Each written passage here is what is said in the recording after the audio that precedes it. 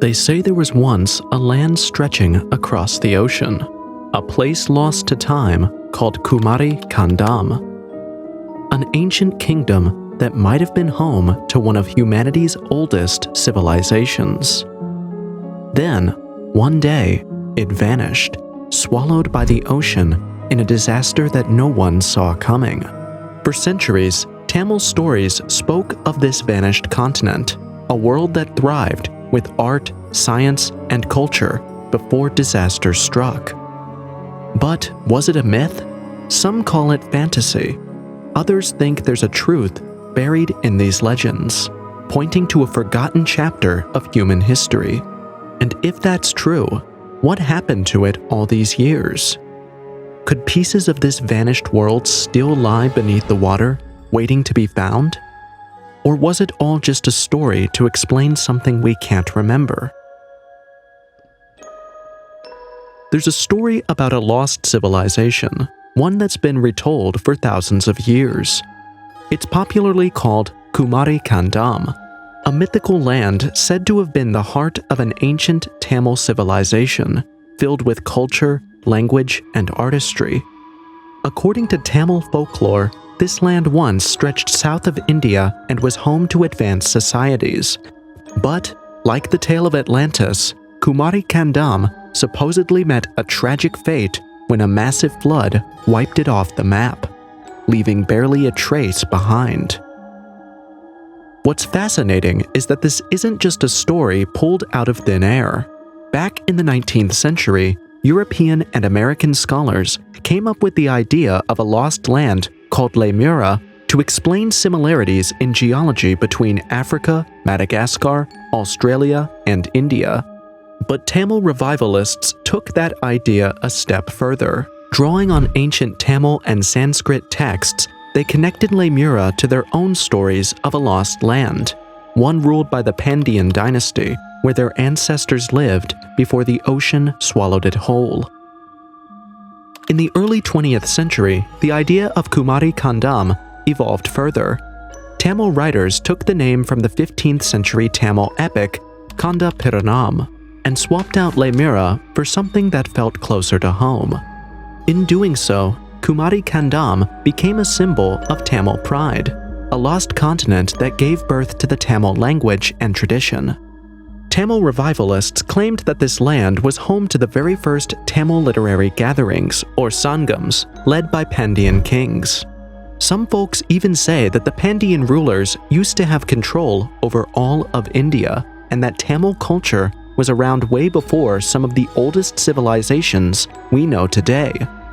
Even though modern science shut down the idea of Lemuria with the theory of plate tectonics, basically explaining that continents drifted apart over millions of years, the legend of Kumari Kandam is still very much alive in Tamil culture. Many Tamils view it not merely as a myth, but as a symbol of a lost history, similar to how Atlantis is regarded in Western culture. But that's not where the story ends. According to Tamil legends, when Kumari Kandam sank beneath the ocean, its survivors didn't just vanish. They spread out across the world, influencing other human civilizations. There's also another layer of the Kumari Kandam legend, the link to Adam's Bridge, also known as Rama's Bridge or Rama Setu. This chain of limestone shoals stretches about 18 miles across the Palk Strait, connecting India and Sri Lanka. And it's a spot that's fascinated both historians and scientists. At first glance, it looks like a natural formation, just a quirk of geology. But then, satellite images from NASA showed something that made people stop and think. It almost looked like a submerged bridge. Now, according to ancient Hindu texts like the Ramayana, this isn't just some random rock formation. The legend says it's the very path that Lord Rama and his army of Vanaras, or monkey warriors, built to reach Lanka. The story goes that Rama, with the help of his local allies, constructed this bridge to cross the sea and rescue Sita from the demon king Ravana. It's an incredible feat, a bridge spanning the ocean, supposedly built in record time by a mix of divine and human effort. But what's fascinating is how this legendary bridge ties into the story of Kumari Kandam. Tamil cultural revivalists believe that Adam's Bridge might be a remnant of an ancient Tamil civilization, a civilization that once spanned vast lands and seas. The theory goes like this: if there's some truth to the story of Rama's bridge, then maybe Kumari Kandam was part of this larger landmass that connected regions beyond the bridge itself. Even today, Adam's Bridge is a hot topic, full of debates between scientists and historians. Some argue it's a natural formation, shaped by ocean currents and sediment, while others suggest it could be one of the oldest man-made structures, a marvel of ancient engineering. But for many Tamil people, this bridge isn't just a geological puzzle. It's a relic, a thread connecting them to the mysterious waters of their heritage, and the possibility that Kumari Kandam was very real. And they even have proof of it. Let's take a blast into the past for a second. Across ancient Tamil and Sanskrit literature, there are whispers of a South Indian land swallowed by the sea, a place linked to lost cities and cultural origins. One of the earliest mentions comes from Nakirar's commentary on Erayanar Akaporal, a work dating back to the late 1st millennium CE. Nakirar talks about katakol, or ocean seizure, which sounds a lot like a tsunami that devoured Pandyan territories. But this wasn't just any land. It was where the Pandyan kings hosted the first sangams, or literary gatherings, that became the bedrock of Tamil culture. So whether you see it as history, mythology, or somewhere in between, the story of Kumari Kandam and Adam's Bridge may very well be connected. According to Nakarar, the first Sangam lasted an unbelievable 4,400 years in the fabled city of Ten Madurai, or South Madurai. But then, nature happened. The ocean rose and swallowed Ten Madurai whole, along with countless works of art and knowledge. Undeterred, a second Sangam was born in a new city, Kapatapuram, where 59 poets kept Tamil culture alive for another 3,700 years. But once again, the ocean claimed it. Finally, the third Sangam found its home in Uttara Madurai, or North Madurai, and held out for another 1,850 years. Now, fast forward to the 19th century, European scientists started theorizing about a lost continent called Lemuria to explain similarities in plant and animal life across India, Madagascar, and Africa. And this theory got its name thanks to Philip Sclater, an English zoologist who proposed that a massive landmass once connected these regions before sinking into the ocean millions of years ago. In 1873, this idea even made its way into Indian geography textbooks, sparking a fascination among Tamil scholars. 12 years later, Charles D. MacLean was connecting Lemuria directly to Tamil history, proposing it as the birthplace of Dravidian culture. With support from thinkers like Ernst Haeckel, who believed Asia might have been the origin of humanity, Lemuria began to transform in Tamil intellectual circles. Soon, this submerged continent was reimagined as Kumari Kandam, a Tamil homeland that existed before time. In Tamil Nadu, the idea quickly gained momentum. By 1908, Kumari Kandam was introduced in college curricula, with Madras University featuring texts by Suryanarayana Sastry that highlighted this connection. Then came Paralingam Pillai, Kandish Pillai, and others, each weaving the Kumari Kandam story deeper into Tamil identity. By 1971, Tamil Nadu's government even formed a committee to document Tamil history, marking an official embrace of Kumari Kandam. A decade later, textbooks still included it, portraying this lost land as a powerful symbol of Tamil heritage. Some have even called Kumari Kandam the Atlantis of India. While we're all familiar with the legend of Atlantis from Greek mythology and the movies, Kumari Kandam tells a similar story, one of an advanced civilization that flourished and then suddenly disappeared. Is there some truth to this? Well, that's what you're about to find out. The story of Kumari Kandam doesn't just end with Nakirar.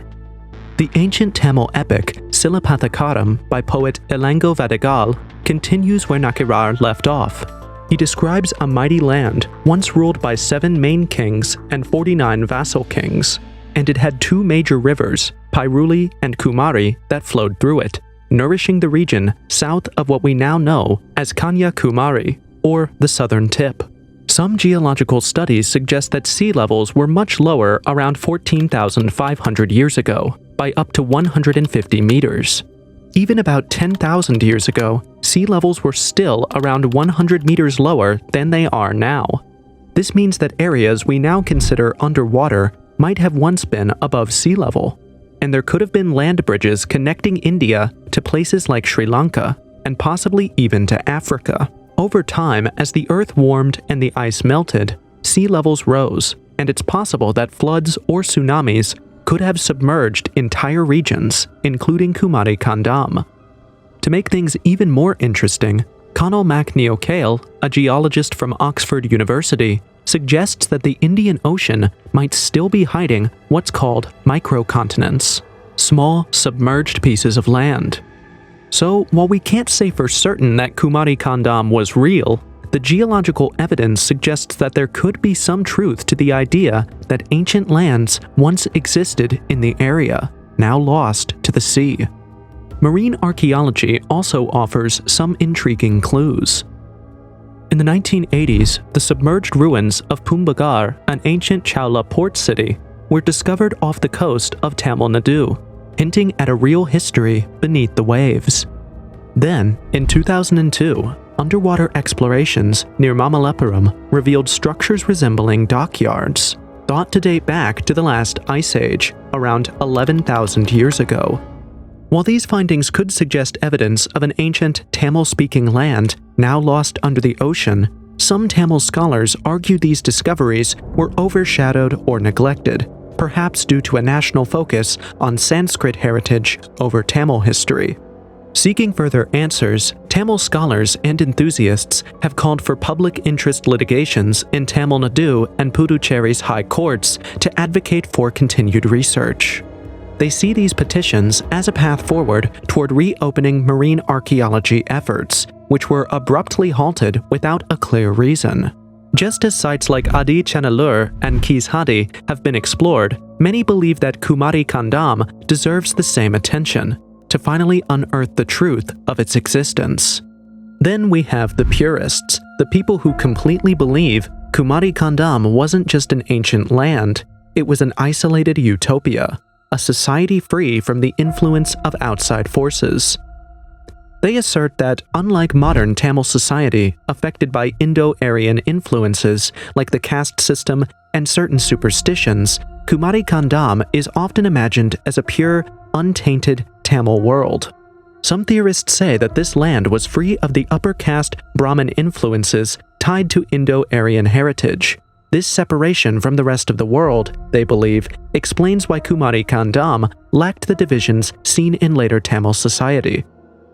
Former chief editor of the Tamil Etymological Dictionary Project suggested that Kumari Kandam may have existed around 50,000 BCE and submerged around 16,000 BCE using dating methods taught by his mentor Devanaya Pavanar. Although dates like these are hard to substantiate, they reinforce the idea that Kumari Kandam was an ancient and uniquely Tamil civilization, existing in isolation from the rest of the world for thousands of years. Tamil revivalists argue that the lack of scientific or historical evidence might be due to its isolation.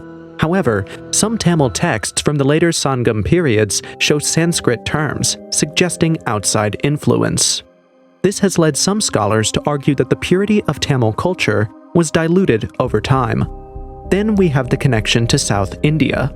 Another faction of believers say that Kumari Kandam isn't just a tale of a submerged land, but also holds a deep connection to modern-day South India. They claim a direct connection to Kanyakumari, a coastal city at the very tip of Tamil Nadu. These believers also argue that Kanyakumari and even all of Tamil Nadu were once part of this ancient landmass. Some even push further, suggesting that the whole southern Indian peninsula, or even all of India, was connected to Kumari Kandam, making the Tamil people indigenous to this vast land. During the British era, Kanyakumari was part of the state of Travancore, which later merged into Kerala. But Tamil leaders argued fiercely that Kanyakumari should belong to Tamil Nadu, and Kumari Kandam played a central role in this campaign, and they might be onto something here. You see, the legend of Kumari Kandam is one of those fascinating stories that blends history, mythology, and a strong sense of cultural pride. But it all really started picking up steam back in 1903 when Suryanarayan Sastri wrote about it in Tamil Moliyan Varalaru. He suggested that the ancient Tamils of Kumari Kandam were the ancestors of all humanity. Soon, writers like M.S. Purnalinga Pillai and Mariamalai Adigal took the idea and ran with it, promoting the belief that Kumari Kandam was the original homeland of all people. By the time we get to 1917, Abraham Pandithar even took it a step further. He declared that Lemuria, another submerged continent that geologists were talking about at the time, was the birthplace of humanity itself, with Tamil as the first language ever spoken. Imagine that, a sunken land where civilization supposedly began, with Tamil as the universal tongue. This idea was so influential that it even made its way into school textbooks in Tamil Nadu, embedding the myth deeply into the culture and education system throughout the 20th century. The theory didn't just fade away. In fact, it gained more traction as the years went by. In 1927, M.S. Piralingam Pillai suggested that after Kumari Kandam was submerged, its survivors moved northward, founding the Indus Valley Civilization. This wasn't just some fringe idea either. By the 1940s, N.S. Kandiya Pillai was drawing maps showing how people from Kumari Kandam supposedly spread across the world. And in 1953, R. Nadunchalian argued that the roots of civilization spread from South India to the Indus Valley and then onward to ancient cultures like Sumer, Egypt, Africa as a continent, and Greece. And in a way, there is some truth to this. Mauritius in East Africa has so much resemblance to India that you would find it hard to believe that it isn't a part of the Indian subcontinent or even Asia. The religious demographics of Mauritius are more or less the same as that of India, with Hinduism being the major religion. Heck, the currency of Mauritius is the Mauritian rupee. It has its value written in Tamil, Hindi, and English. Surinamese is another country. There is also a thriving Indian community in the Netherlands that is several centuries old. It's exactly like the Sanskrit text says, almost like a group of people migrated to certain parts of the world, stayed there, and integrated into the society so much so that a whole country that has never been to India has Tamil or Indian culture. Some even took it further, claiming that Indo-Aryans were actually descendants of the original Dravidians who migrated out of Kumari Kandam to Central Asia before eventually returning to India. Supporters of Kumari Kandam didn't just think of it as any ancient civilization. To them, it was a highly advanced society, the pinnacle of human achievement before it was lost to the ocean. During the early 1900s, Suryanarayan Sastri described the pre-flood Tamils as skilled in farming, poetry, and trade, living in a democratic and prosperous society. Later writers, like Savarian Pillai, painted Kumari Kandam as a utopia, a center of learning with a deep appreciation for knowledge and culture. Sivagyana Yogi even suggested that the society was purely egalitarian, without any caste system. A tantalizing idea for those looking to the past for examples of social harmony. The idea was so captivating that it even received state support. In 1981, a government-funded documentary, backed by then Chief Minister M.G. Ramachandran, presented Kumari Kandam as not just an ordinary myth, but a scientific possibility. The film tied together the concept of continental drift and lost civilizations. It was like a sci-fi meets historical documentary, aiming to validate Kumari Kandam as a plausible, advanced ancient civilization. For many Tamil revivalists, Kumari Kandam wasn't just about lost land, it was a lost treasure trove of knowledge. They argue that the first and second Sangams actually took place in Kumari Kandam, but there's even talk of specific ancient texts that were lost when the land sank. Suyanaraya Sastri, for instance, mentioned works like Mutunarai, Mutakaruku, Mapuranam, and Putupuranam back in 1903. Abraham Pandathar added to the list in 1917, naming music treatises like Naratiyam and Parunari, along with rare musical instruments. Then, Devaniya Pavanar later expanded this list, claiming that Kumari Kandam's libraries contained everything from medicine and martial arts to architecture and mathematics. Back in the 1900s, there was even a claim by Chidambaranar that he found an old manuscript on palm leaves, which he said was from the first Sangam at Ten Madurai. This text is attributed to someone named Mutaluli Sentarn Tanayur, who supposedly told the tale of King Sengan of Peru Valanatu, a kingdom that lay south of the equator. The story described King Sengan as a powerful ruler with warships that reached as far as Tibet. However, this manuscript named Shinkanrariya Shilevu was dismissed as a forgery in the 1950s by S. Vayapuri Pillai. Nonetheless, it didn't stop Tamil revivalists from referencing it. The 1981 documentary even called it the world's first travelogue, showing just how fascinated the Tamil people were with Kumari Kandam. But of course, not everyone buys into the Kumari Kandam story. There were critics from early on, even among the Tamil scholars themselves. Suryanarayan Sastri, for instance, was strongly against the majority. Let's find out what he had to say. Going as far back as 1897, we see one of the first big critiques from M. Seshagiri Sastri, who was straightforward about his opinion. He thought the Sangam academies, supposedly existing before a massive flood, were simply made-up stories. Sastri believed Tamil poets had let their imaginations run wild, crafting elaborate tales rather than recounting actual history. Then, in 1903, C. H. Monahan took a strong stance against Suyanarayan Sastri's work, Tamil Moliyan Varalaru. Monahan didn't hold back, claiming that Sastri was straying from science and diving headfirst into mythology. He argued that Sastri chose to entertain legends over sticking to solid historical research.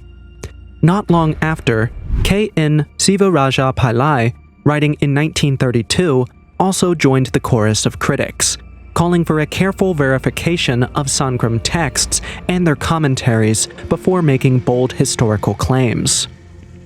Moving to 1956, we have K. A. Nilakanta Sastri, a highly respected historian, who outright dismissed the Kumari Kandam theory, calling it all bosh. Sastri was blunt about it. He argued that the massive geological events believed to have swallowed this land would have happened millions of years ago, well outside the scope of human history, which only spans a few thousand years. A decade later, in 1966, historian N. Subramanian took the criticism a step further, referring to the Kumari Kandam legend as an example of what he called anti-history within Tamil Nadu. Subramanian found it puzzling that despite modern education, so many Tamils still clung to myths like Kumari Kandam.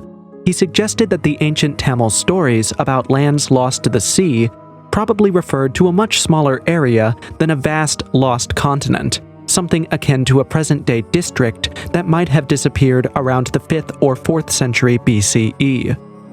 Finally, K. K. Pillai brought up a similar line of thought.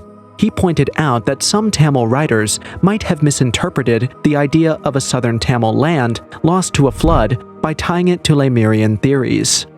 According to Pillai, even if Lemuria or a similar landmass had existed, it would have been in a time frame far, far earlier, toward the end of the Mesozoic era. This would have been way before humans ever appeared, making it nearly impossible to connect Lemuria to the supposed age of the Tamil Sangram.